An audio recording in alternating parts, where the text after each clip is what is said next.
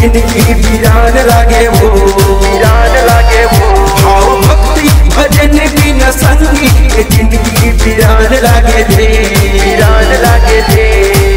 आए है पावन पर्व नवरात्रि जब आए चले वो दिया बाती।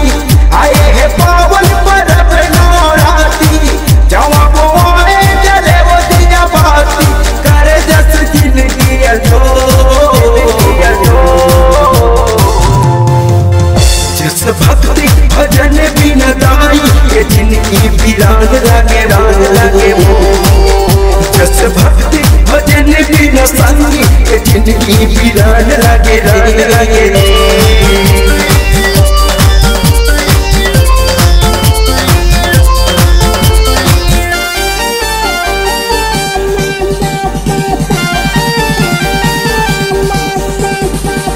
होते दुर्गा काली चंडी रूप धराए, माँ दुर्गा तेरे अद्भुत लीला कोई समझ ना पाए। हे अम्बे तू माँ जगदम्बे मैया शेरा वाली, भक्तों के हर कष्ट हरो माँ हर लो पीड़ा सारी।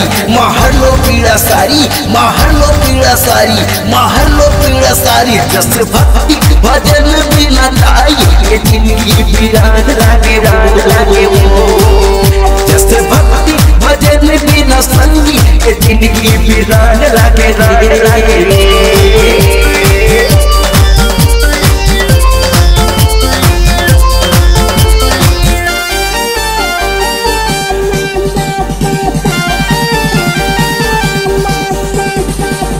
दरिया तीर मदाई माता देवाला साजे, शीतल रुद्र शीतला मैया गाँव गाँव में विराजे।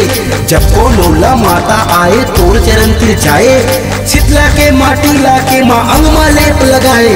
माँ अंगमा लेप लगाए, माँ अंगमा लेप लगाए, माँ अंगमा लेप लगाए। मोरदाई हरे वो दुख पीला जतन करे वो।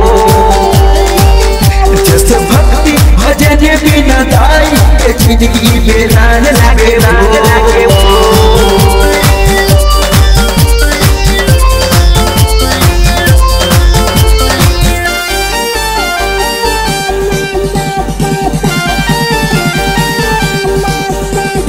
जब धरती माँ संकट आए सब संकट तय टारे, रंचंडी बन के तय माता दानव राज संहारे। दानव मन के वध करके माँ जब नव रूप दिखाए, ये सृष्टि माँ देवता दानव जय जयकार मनाए।